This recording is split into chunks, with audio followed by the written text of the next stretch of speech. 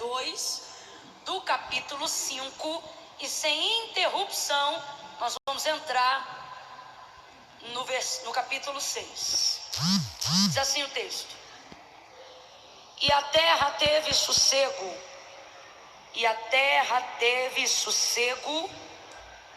por 40 anos, e a terra teve sossego por 40 anos.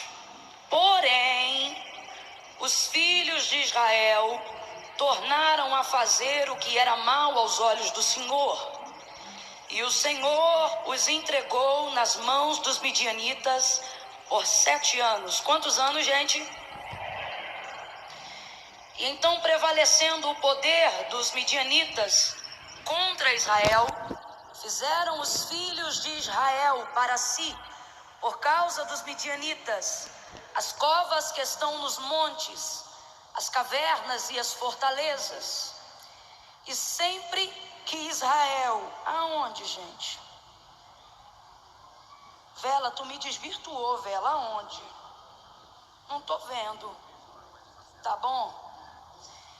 E sempre que Israel semeava, subiam contra ele os midianitas e os amalequitas e também os filhos do Oriente, e contra ele se acampavam e destruíam o produto da terra até chegarem a Gaza, e não deixavam em Israel mantimento algum, nem ovelhas, nem bois, nem jumentos.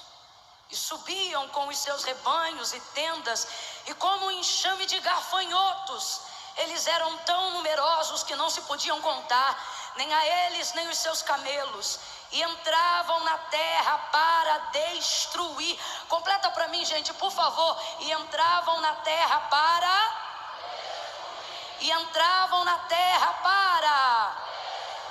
E assim, em razão disso, Israel se enfraqueceu tanto com a presença dos midianitas, que os filhos de Israel tornaram a clamar ao Senhor. Vem comigo agora, verso 11. Então o anjo do Senhor veio e assentou-se debaixo do carvalho que estava em Ofra, que pertencia a Joás, do Abiesrita, onde Gideão, seu filho, estava malhando trigo no lagar, para o esconder dos midianitas. O anjo do Senhor apareceu a Gideão e lhe disse: O Senhor é contigo, homem valente. Somente até aqui.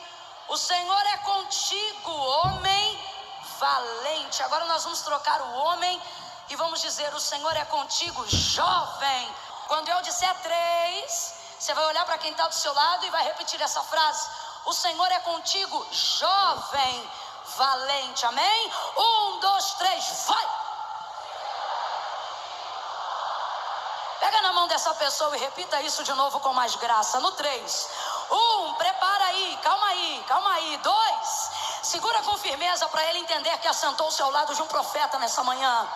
2,5, olha bem nos olhos dele, tira o sorrisinho de canto de boca, que é para ele te levar a sério. 3, diga com mais força: o Senhor. Senta dando glória a Deus, crente. Senta dando glória a Deus. Oh, aleluia. Oh, aleluia. Aleluia. Aleluia. Oh, aleluia. Aleluia. Aleluia, Jesus. Aleluia. Poderoso é o teu nome. Aleluia. Glória a Deus. Bom, nós iniciamos a narrativa no último versículo do capítulo de número 5, né?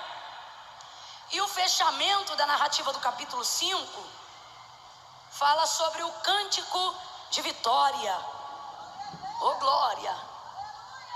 O cântico de vitória que Débora vai celebrar ao Senhor, em razão de Deus ter, através do seu poder, da sua manifestação sobrenatural, ter esmagado o carro de Jabim, bem como ele, bem como Sísera, bem como todo o seu exército. Um povo que já oprimia Israel, né? E eu estou falando diretamente dos midianitas, um inimigo antigo do povo de Deus. Já estavam na ocasião do capítulo 5, nos dias em que Débora era juíza, oprimindo a Israel por 20 anos. Gente, 20 anos de opressão, 20 anos sobrecarregados, 20 anos um povo que foi chamado para reinar, um povo que tem sobre si a herança do principado de Deus, um povo sendo governado por um povo maligno, por um povo destrutivo, por um povo sanguinário, ameaçado, um povo com o seu coração assaltado, um povo envolvido por todos os lados de todas as síndromes que popularmente conhecemos hoje, como pânico, medo e tantas outras coisas. Um povo oprimido, e esta é a palavra que se usa na narrativa da expressão de Débora em Juízes capítulo 5. O povo estava oprimido, 20 anos. O nível de opressão aumenta à medida que os anos vão passando. Por quê? Porque no primeiro ano você tem o desejo e a esperança de achar que aquilo ali vai passar. No segundo ano você espera que Deus levante alguém para que aquilo passe. No terceiro ano você já começa a adequar uma rotina, não para transformar aquilo, mas para conseguir viver de acordo com aquela circunstância, uma vez que você não acredita mais que tem potencial pessoal para que ela seja superada. E é aí que a opressão ganha mais força. Quando? Quando ela está sobre mim? Não, quando ela está em mim. E eu acho que ela não pode mais ser rompida, eu acho que ela não pode mais ser superada. Por exemplo, acerca de uma pessoa deprimida, alguém que está vivendo aí um vale de depressão. Um dos maiores problemas da depressão não é identificar a depressão, é você conseguir ter forças suficientes para correr atrás de combatê-la. Por quê? Porque na verdade a gente tem vontade de combatê-la, mas o maior problema não é a falta da força de combatê-la, é a falta de esperança de não procurar ajuda, é a falta de esperança de não acreditar no poder de uma oração, é a falsa esperança de não acreditar no profissionalismo de um médico. E por que não? Porque você ainda é dominado pelo ego de achar que amanhã vai melhorar. E você acorda dizendo, amanhã eu fico melhor. E se você tem um momento melhor, você pensa, não é tão ruim assim. E se você consegue sair de casa, ir a uma festa e fazer alguma coisa, então você pensa, poxa, hoje eu estive bem. Mas daqui a pouco você mergulha naquele sofá felpudo e não tem força de fazer nada, nem lavar um copo, nem mesmo levantar-se para tomar uma água, ainda que sedenta. E essa é a parte mais perigosa, é quando ela vai te colocando dentro de uma rotina aonde ela não é totalmente rejeitada, mas aonde ela pode ser convivida. Então você começa a frequentar cultos, pensando, o que importa é que eu estou salvo, o que importa é que eu estou salva. Você vê as pessoas chorando no mesmo ambiente de glória que Deus se manifesta, e você se pergunta, como é que isto acontece tão perto de mim, e alguém chorando ou recebendo do meu lado, mas eu não consigo sentir nada. Até porque, desculpe toda e qualquer religiosidade, mas aonde não há saúde emocional, não há saúde espiritual. Me diga como alguém desgovernado das suas emoções faz uma oração. Quantas vezes eu, desgovernada das minhas emoções, fui orar. Uma coisa é você orar com sono. Senhor, em nome de Jesus, aqui na tua presença, oh Deus, toma a frente dos meus pecados. Não, Senhor, não é isso não. Deus, tem misericórdia da minha vida, toma a frente. E não faz mais sentido, você nem lembra já o que está ali.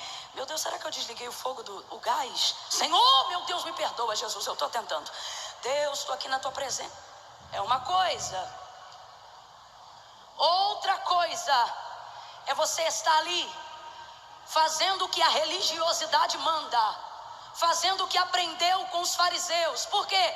Porque eles são enfermos de mente e não vivem a transformação do seu coração, não nascem da água e do Espírito. Então eles oram o que ouviram as pessoas orarem deles. Quem são eles? Eles sabem como Moisés orava, eles sabem como Abraão falava com Deus, eles sabem como Jó se comunicava com Deus, mas eles só fazem o que fizeram antes deles, porque eles mesmos não conseguem criar um caminho diante de Deus.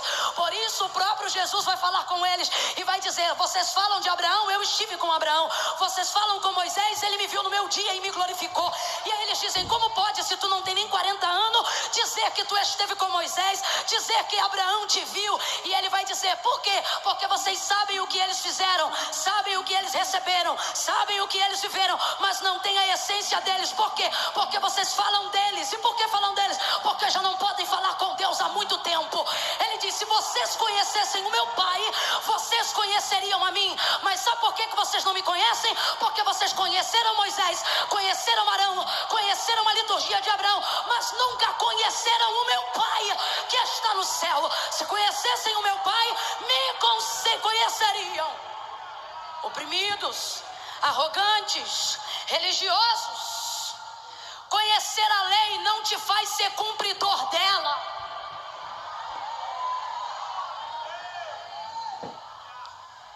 E esse povo oprimido e opressão transita por todas essas áreas emocionais. Elas vêm para sufocar o nosso espiritual e vêm para nos tornarmos cauterizados. Não a ideia de que venhamos nos desviar da casa de Deus, mas a ideia de que possamos conviver conformados com ela dentro da casa de Deus.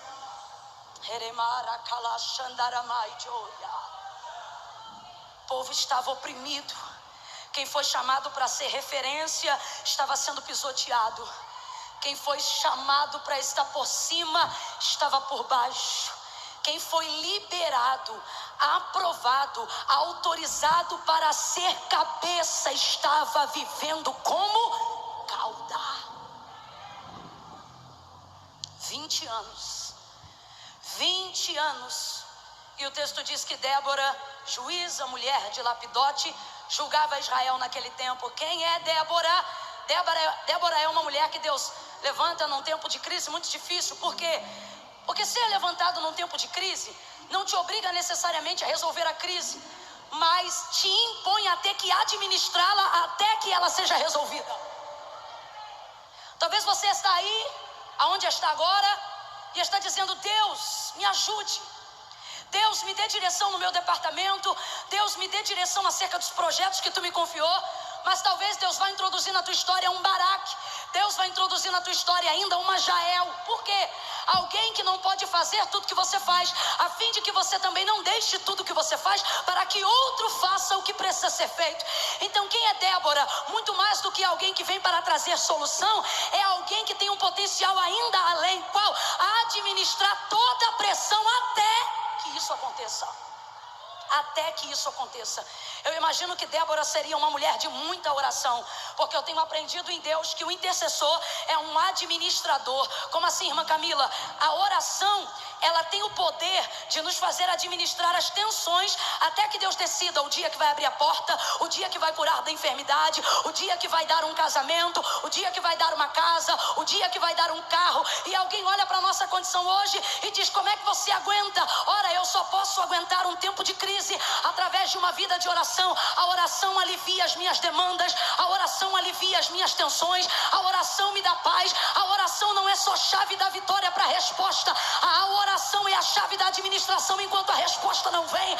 A oração é a chave do meu controle enquanto Deus não resolve o problema. A oração é aquilo que Deus vai usar para demandar um fluxo. Para quê? Para enquanto a vitória não vem, eu não me parar no manicômio. Eu imagino que Débora era uma mulher de oração. Não se pode administrar a tensão de uma crise aonde a opressão não está sobre uma casa, mas está sobre todo um povo, sem ter uma vida de oração. Aí o texto diz que depois desses 20 anos, e ela já julgando a Israel naquele tempo, o Senhor dá a ela uma ordem diretiva. Você conhece a história? Caso não conheça, estou contextualizando rapidamente para a gente caminhar junto. Baraque, não te mandei eu. Ou seja, uma ordem já havia sido enviada, mas como não havia sido executada, liderança requer monitoramento. Ela volta e reproduz a palavra novamente. E a gente, na qualidade de profeta, acha que não pode fazer isso. A mulher profeta, juíza, legisladora naquele tempo, e ela procura de novo alguém que não deu ouvido cumprindo aquilo que o próprio Deus já havia delegado para Baraque. Não sei se é através dela, mas uma coisa é certa. Ela diz: não te mandei eu, falando no exercício da primeira pessoa, na profecia. Mas Camila, como assim? Mesmo assim ela volta lá e chama de novo. E a gente diz: eu já falei, não vou falar de novo. Eu já disse, não vou dizer de novo. E Débora vai lá e chama de novo. Por quê? Porque o compromisso dela não é como ela será vista por Baraque. O compromisso dela é como ela será vista diante do Deus que manda na vida dela. A gente tem que parar com essa mania. Ao que vão dizer: acha que eu estou pressionando, acha que eu estou apertando. Eu já falei. Quando isso acontecer, você olhe para a pessoa e diga: então vai falar na administração, porque é Deus que me manda dizer, é Deus que me manda falar. E aí o texto diz que porque, obviamente, uma ordem já havia sido delegada, mas porque não havia ainda sido executada, ela diz: então Israel ficou em opressão por 20 anos, até que eu, Débora, me levantei.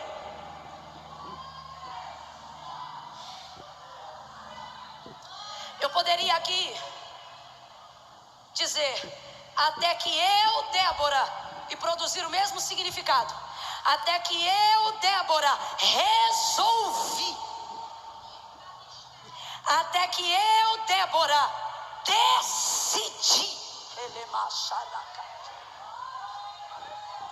Irmão, tem coisa que não é só o anjo aparecer para você, não. Tem coisa que não é um sinal sobrenatural de Deus para te marcar, não. Deus está dizendo: tem coisas que eu vou fazer no espiritual quando você tomar uma decisão comportamental. Daniel não sentiu nenhum arrepio no dia que decidiu não contaminar seu coração. O que tinha ali? O que tinha era conhecimento, o que tinha era princípio, o que tinha era preceito. E diante daquilo que ele era convicto, ele não precisou de um anjo, ele não precisou de um arrepio, ele não precisou sentir nada, ele não precisou dar um glória, ele não precisou dar aleluia. Diante do manjar, o texto diz: e o coração dele tomou uma decisão. Deus está dizendo a alguém aqui: tem coisa que não é monte nem campanha, é uma decisão do seu coração que vai começar a colocar tudo em ordem e acabar com uma atmosfera de opressão.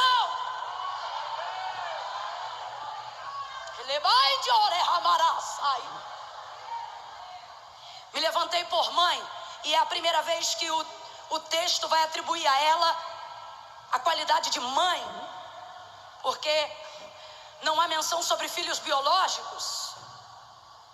Mas ela diz: me levantei por mãe, Israel. Para que se levantar por mãe se tu já és juíza? Para que se levantar por mãe se tu já és profetiza? Por quê? Porque Israel está vivendo um momento que ela não precisa necessariamente, ou melhor, a prioridade urgente dela não é uma juíza. Porque juíza eu já sou há 20 anos. A prioridade urgente dela não é uma profetisa. Por quê? Porque eu já profetizo sobre este povo há 20 anos. Só que tem uma coisa que esse povo precisa. Esse povo precisa de uma mãe. E o que é uma mãe dentro desse contexto? Alguém que responda por. Uma juíza administra entre, uma profetisa libera sobre. Só que Israel tem alguém sobre, Israel tem alguém entre. Está faltando alguém por ela. Não alguém para dizer você está errado, não alguém para dizer se conserta, isto já tem, é necessário que tenha. Não alguém para dizer Deus tem algo com você, porque isto é a qualidade dela como profeta. O que ela está dizendo é: eu me levantei para responder por Israel, eu me levantei para me responsabilizar por Israel. Então o que eu estou entendendo? Eu estou entendendo que o cântico de triunfo que Débora canta no número 5, no capítulo 5 de Juízes, é para adorar ao Senhor. Por quê? Porque ela foi muito boa como profetisa, ela foi excelente como juíza, mas Deus lhe deu uma vitória esmagadora quando ela se levantou para responder em favor do povo, para pedir perdão pelos pecados do povo, para rogar a Deus misericórdia a despeito do pecado do povo. E por que o povo estava naquela condição? Porque o povo havia se virado na idolatria, Baal, Baalins, aberto legalidade para que Satanás pudesse entrar e sair a hora que ele quisesse, para que o império da maldade pudesse agir. Mas Camilo, o que eu estou dizendo? O que você está dizendo? Eu estou dizendo que Deus me trouxe nessa manhã e colocou em meus lábios uma palavra profética para tirar toda a dúvida do coração e da mente de alguns jovens que estão aqui. E Deus está dizendo: hoje nós vamos descortinar segredos do império da maldade. Para quê? Para revelar a glória de Deus. Para quê? Para você entender que tem coisas que estão acontecendo na sua vida e elas não são coincidências. Olha para alguém e diga para essa pessoa: Deus vai falar. Tá fraco, tá horrível, nem combina com vocês. Vou dar mais uma chance de vocês expressarem quem são e para que vieram. Quando eu disser 3, você vai olhar para quem está ao seu lado e vai dizer: Deus vai falar. 1, 2, 3, vai. Aonde? Diga aonde. Diga aonde está a legalidade que você não viu, a legalidade que você deixou passar, a brecha que você não viu, a brecha que você não tapou. E o diabo está querendo tirar farinha com a nossa cara, dizendo: oprimi 2018 e vou oprimir 2019. Mas Deus está dizendo: não vai, porque hoje eu vou descortinar o império da maldade e a brecha vai ser tapada. Não vai ter legalidade no teu ministério, não vai ter legalidade na sua vida familiar, não vai ter legalidade no seu noivado, não vai ter legalidade no seu casamento. E outra, você vai parar de ficar reproduzindo: ai, o diabo está furioso, ai, o diabo está furioso, ai, o diabo, como se isso fosse justificativa do porquê que ele está te atazanando. Crede em Deus e estareis seguros. Crede que estamos aqui no exercício da profecia. E prosperarei sobre esta palavra. 20 anos não são 20 dias. E desculpa, mas o Espírito Santo está mandando eu rasgar declaradamente aqui. Até quando você vai ser oprimido pelo vício da masturbação? Até quando você vai ser oprimido pelo vício da pornografia? Até quando você será carcereiro de suas próprias carências? Fica com hoje, fica com outro amanhã, beija um hoje, beija outro amanhã. Ah, porque eu estou escolhendo, ah, porque eu estou esperando. E Deus está dizendo: suas escolhas são péssimas, deixa que eu escolho para você. Até quando você vai ficar refém? Até quando você vai ficar refém dos seus votos? Até quando você vai ficar refém dos dogmas religiosos? Até quando você vai ficar refém, oprimido por gente que só para você poder se relacionar, você se submete a todo tipo de humilhação terrena? Até quando você vai fingir que está achando graça de piada tenebrosa? Até quando você vai fingir que chocarrice é legal? Só para poder estar no meio do grupo, só para poder estar com a galera. E tem gente hoje aqui dizendo: mas será que aquilo interviu? Mas será que aquilo agrediu? Mas será que aquilo abriu brecha? Deus me trouxe hoje aqui para dizer: estou passando em revista. Eu estou passando em revista, não sou eu, Camila, não. O Espírito Santo vai trazer coisa de 15, de 20. Que é isso, irmã Camila? É regressão? Não, é conserto. Não é regressão, não. É conserto para arrependimento verdadeiro. 20 anos, mas ela cantou. Ai, eu vou falar de novo e você vai pegar. 20 anos, mas ela cantou. 20 anos, mas ela cantou. 20 anos, mas ela triunfou. 20 anos, mas ela venceu. 20 anos, mas ela adorou. 20 anos, mas ela deu culto em ações de graça. E você diz: Deus, até quando? E Deus está dizendo: eu já estou compondo um hino para você adorar. Eu já estou compondo um hino para você cantar.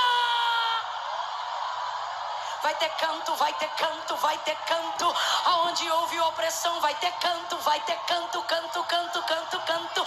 Você vai cantar.